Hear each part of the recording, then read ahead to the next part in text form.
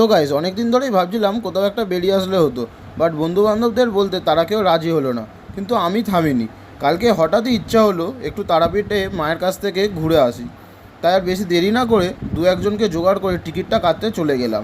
But তৎকালীন কোনো reservation ticket পাইনি, তাই আমরা জেনারেল টিকিটটাই কেটে নিয়েছিলাম। সেহেতু বসার সিট পাবো কি না জানি না, তাই আমরা নির্ধারিত টাইমের 1 ঘন্টা আগে স্টেশনে চলে এসেছি। সো এই আমাদের ট্রেন দিয়ে দিয়েছে মা তারা এক্সপ্রেস। আর আজকে ছিল শনিবার, কি হবে জানি না। তো গাইস, যেহেতু তাড়াতাড়ি এসেছি তাই বসার সিট পেয়ে গেছি। এবার শুধু অপেক্ষা করছি কখন টাইম হবে আর ট্রেনটা ছাড়বে। তো বলে রাখা ভালো, যেহেতু জেনারেল সিট, সেহেতু আমরা কেউ সিট ছেড়ে উঠতে পারিনি অ্যান্ড বসে বসে শুধু অপেক্ষাই করতে হয়েছিল। অ্যান্ড ফাইনালি ট্রেনটা ছাড়লো। আর মাত্র 5 ঘন্টা জার্নি, এরপর মাকে দেখতে পাবো। আর এটাই ভাবতে ভাবতে এবং বাইরের সুন্দর দৃশ্য দেখতে দেখতে কখন যে তারাপীঠ স্টেশনে চলে এসেছি বুঝতেই পারিনি। আর তোমরা যারা এই তারাপীঠ স্টেশনে ঢোকার সময় এই সুন্দর মন্দির মতো জায়গাটা দেখেছো আমাকে কমেন্ট করে জানাবে। সো ফাইনালি আমরা তারাপীঠ স্টেশনে নেমে পড়লাম। আর এখানে নেমে দেখি যা প্রচণ্ড হারে রোদ দিয়েছে, যা গরম হচ্ছে সে আর বলার বিষয় নয়। যাই হোক, তোমাদের মনে অনেকেরই প্রশ্ন থাকে যে কোন স্টেশনে নামলে তারাপীঠ মন্দিরে আগে পৌঁছাবো, রামপুরহাট নাকি তারাপীঠ। তাদেরকে জানিয়ে রাখি, রামপুরহাট স্টেশন থেকে তারাপীঠ মন্দির 10 কিলোমিটার এবং তারাপীঠ স্টেশন থেকে তারাপীঠ মন্দির মাত্র 7 কিলোমিটার। তাই তারাপীঠ স্টেশন থেকে আগে পৌঁছানো যায়। তো গাইস, স্টেশন থেকে বেরিয়ে একটা টোটো বুক করে নিলাম তারাপীঠ মন্দির অবধি যাওয়ার জন্য। আর এভাবেই বসে বসে 7 কিলোমিটার চলে এলাম। অ্যান্ড ফাইনালি আমরা তারাপীঠে নেমে গিয়েছিলাম। এবার শুধু হোটেল খোঁজার পালা। আর এই গরমের মধ্যে হোটেল খুঁজতে গিয়ে আমাদের অবস্থা খারাপ হয়ে গেছিলো। অ্যান্ড শেষে অনেক কষ্টের পর একটা হোটেল পেলাম যেটা একটু বাজেট ফ্রেন্ডলি। সো যেহেতু আমাদের এখানে পৌঁছতে এবং হোটেল খুঁজতে অনেক দেরি হয়ে গেছিলো আর আমাদের খুব খিদেও পেয়েছিল, তাই একটু ফ্রেশ হয়ে রেস্ট নিয়ে আমরা খেতে চলে এসেছি একটা নিরামিষ হোটেলে। তো গাইস, আমরা হোটেলে ঢুকেই দেখি খুব ভিড় হয়ে আছে। তাই আমরা বেশি দেরি না করে একটা টেবিল দেখে বসে পড়লাম। আর তারপর বসে অপেক্ষা করছি, তখন চলে এলো আমাদের নিরামিষ থালি, যেটাতে ছিল সাদা ভাত, প্লেন ডাল, কচু ভাজা, আলু পোস্ত আর একটা 5 মেশালি তরকারি। ও হ্যাঁ, আর একটা লেবুও ছিল। তো আমি আর বেশি দেরি না করে তাড়াতাড়ি খাওয়া শুরু করে দিলাম। অ্যান্ড গাইস, তোমরা যারা আমার আগের ভিডিওগুলো দেখোনি তারা ঝপ করে গিয়ে আমার চ্যানেলটা ভিজিট করে নাও। তো গাইস, এখন আমরা বেরিয়ে পড়েছি পুজো দিতে যাওয়ার উদ্দেশ্যে। আর এখন ফার্স্টে যাব একটা দোকানে, সেখানে ডালা রেডি করে তারপর পুজো দিতে যাব। তো গাইস, তোমরা দেখতেই পাচ্ছ আমাদের ডালা রেডি, আর এখন যাচ্ছি পুজো দিতে। আর এই সুন্দর পদ্ম ফুলের মালাটা কিনেছি মাকে উৎসর্গ করব বলে। তো আমরা এখন মন্দিরে চলে এসেছি। তো গাইস, আমরা ফাইনালি পুজোটা দিয়েই দিলাম। আর এখন চলো একটু মন্দিরটা ঘুরিয়ে দেখাই। আর আমরা এখানে এসে সবাই একটু করে ধূপ মোমবাতি জ্বালিয়ে নিলাম। আর এইটা হচ্ছে সেই জায়গা যেখানে মায়ের জন্য বলি দেওয়া হয়, আর এর সামনে সেই প্রসাদ খাওয়ানো হয়।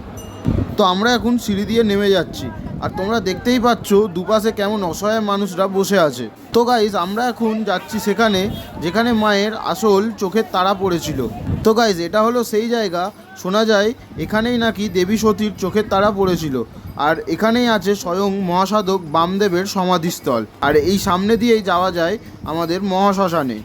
তো গাইজ, এই অবধি সব ঠিকঠাকই ছিল, বাট তারপরেই হঠাৎ খুব জোরে ঝড় উঠতে শুরু করে আর আকাশ পুরো অন্ধকার হয়ে আসে।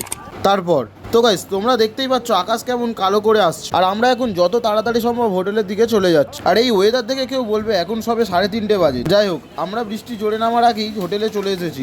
ভেবেছিলাম মার্কেটটা একটু বেশিক্ষণ ঘুরবো, বাট সেটা আর হলো না। একদিকে ভালোই হলো, সন্ধ্যেবেলা মার্কেট সাইডটা যাবো, আর সন্ধ্যেবেলা আরও ভালো লাগবে। তো গাইস, অবশেষে বৃষ্টি থামলো। আর আমরা এখন যাচ্ছি তারাপীঠ শ্মশানে। শুনেছি সন্ধ্যেবেলা নাকি ওটা আরও ভয়ঙ্কর দেখতে লাগে। আর এইটাই সেই মহাশ্মশানে যাওয়ার রাস্তা। অ্যান্ড গাইস, তোমরা বললে বিশ্বাস করবে না, সূর্যাস্তের পর এই জায়গাটায় সত্যি একটা ছমছমে পরিবেশ সৃষ্টি হয়। চারিদিকটা একদম অন্ধকার, দুধারে বিশাল বিশাল গাছ, বাঁশবাগান, আর তার মাঝখান দিয়ে একটা সরু রাস্তা। আর তার মাঝে সব তন্ত্রসাধকরা আগুন জ্বেলে মহাযজ্ঞ করছে। এখন তো তাও ঠিক আছে, আগে তো এখানে শিয়ালও থাকতো। অ্যান্ড ট্রাস্ট মি, তোমরা যারা তারাপীঠে পুজো দিতে আসবে তারা অবশ্যই এই জায়গাটা ঘুরে যাবে। যদি গা ছমছম না করেছে তাহলে কি আর বলেছি। তবে হ্যাঁ, বাচ্চাদেরকে এই জায়গাটা থেকে দূরে রাখাই ভালো। যাই হোক, আমরা এই শ্মশানে ঘুরতে ঘুরতে একটা হেভি জায়গার সন্ধান পেয়েছি, এই গঙ্গার ঘাটটা। অনায়াসে একজন সঙ্গীর সাথে এখানে সময় কেটে যাবে ঘন্টার পর ঘন্টা।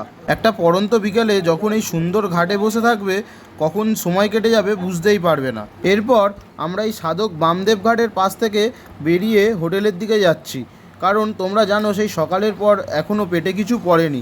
তাই এখন একটু টিফিন কিনে নিয়ে হোটেলের দিকে যাচ্ছি। এরপর আমরা আবার বেরোবো।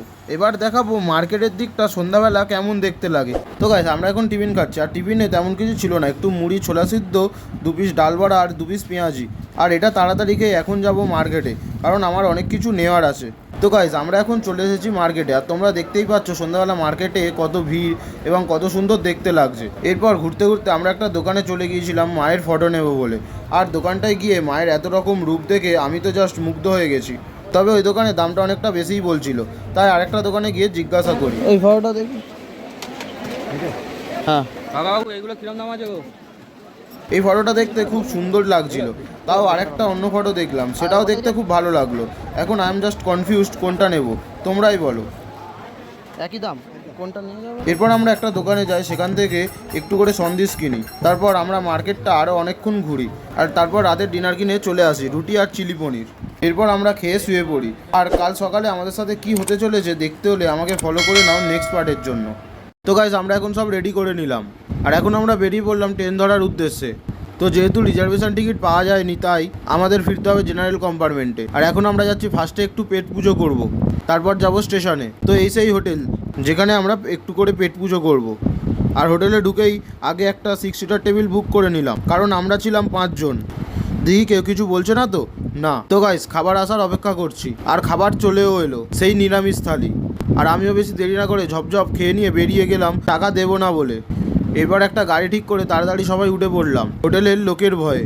তো গাইস অটো ছেড়ে দিয়েছে, আর আমাদের টাকাও দিতে লাগেনি, এক কথায় মিশন সাকসেসফুল। তো অটোতে দোলা খেতে খেতে চলে এলাম রামপুরহাট স্টেশনে, কারণ ট্রেনটা এখান থেকেই ছাড়বে। তো গাইস ফাইনালি আমরা রামপুরহাট স্টেশনে পৌঁছে গেছি, আর স্টেশনে ঢুকে দেখি এখানে অনেক ভিড়। তো গাইস আমাদের ট্রেন দিয়ে দিয়েছে, আর যেহেতু আমরা একটু আগেই এসেছি, তাই আমরা সিটও পেয়ে গেছি। আর এখন শুধু বসে বসে অপেক্ষা করছি, কারণ ট্রেন ছাড়তে এখন অনেক দেরি। আর এখন ট্রেনটাও পুরো ফাঁকা, তারপর কোনো কাজ নেই, তাই একটু প্যাসেঞ্জার ডাকছি। আর তোমরা দেখতেই পাচ্ছ আমার একটা ডাকে কত প্যাসেঞ্জার চলে এসেছে। আরে এ কি, আমাদের ট্রেনটা শিকল দিয়ে বাঁধা ছিল, তার মানে কি আমাদের ট্রেনটা ছাড়বে এবার? আরে হ্যাঁ, তো কিছুক্ষণের মধ্যে আমার ডাকা প্যাসেঞ্জারদের নিয়ে ট্রেনটা রওনা দিল। যাই হোক, ট্রেনে করে কিছুক্ষণ আসার পরেই এই ব্রিজটা দেখলাম, কি সুন্দর দেখতে লাগছে। এখন গরমের সময় নিচে জল প্রায় নেই, বাট বর্ষার সময় এলে এক নতুন রূপ দেখতে পাবে। এরপর বাধা পেরিয়ে আমাদের ট্রেনটা ছুটে চলেছে। সত্যি বলতে কখনো কখনো এই দৃশ্য দেখতে পাওয়া যায়। আরও যারা শহরে থাকো তাদের কাছে তো এটা একরকম থেরাপি বলা যেতে পারে।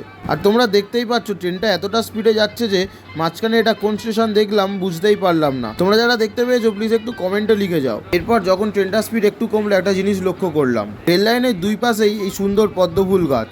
প্রায় কয়েক কিলোমিটার জায়গা নিয়ে এই ফুল চাষ করা হয়। এখন বিকেলবেলা, তাই কোনো ফুল দেখা যাচ্ছে না, বাট তোমরা যারা সকালবেলা এই লাইনে ট্রেনে করে যাবে তারা দেখতে পাবে। তারপর জানলার পাশে বসে হাওয়া খেতে খেতে এরকম সুন্দর কিছু দৃশ্য ফোনে রেকর্ড করতে করতে ফিরছি নিজের বাড়ির পথে। তো গাইস প্রায় 7-8 ঘন্টা জার্নি করার পর এখন আর শরীর সঙ্গ দিচ্ছে না, এখন শুধু ভাবছি কখন বাড়ি যাবো আর একটু শোবো।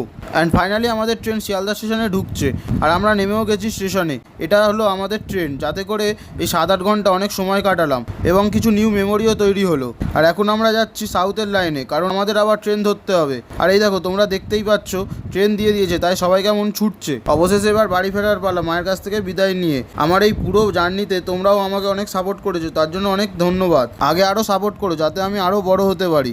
এরপর আমরা স্টেশনে নামলাম এবং এখানেই শেষ করছি আমার ব্লগ। তোমরা সবাই ভালো থেকো, টাটা।